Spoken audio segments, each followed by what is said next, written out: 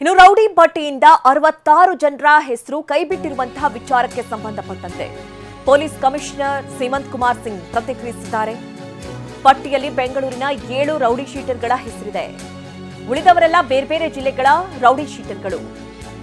ಕಾನೂನು ರೀತಿ ಅವರ ಹಿನ್ನೆಲೆ ಪರಿಶೀಲನೆ ಮಾಡ್ತೀವಿ, ಮತ್ತೊಮ್ಮೆ ಪರಿಶೀಲನೆ ಮಾಡಿ ಕ್ರಮ ಕೈಗೊಳ್ತೀವಿ ಅಂತ ಹೇಳಿ ಕಮಿಷನರ್ ಹೇಳಿದ್ದಾರೆ. ಮಿಕ್ಕಿದು ಕೂಡ ಸ್ಟೇಟ್ ಇದೆ, ಆದರೆ ನಾವು ವೆರಿಫೈ ಮಾಡ್ತಾ ಇದ್ದೀವಿ.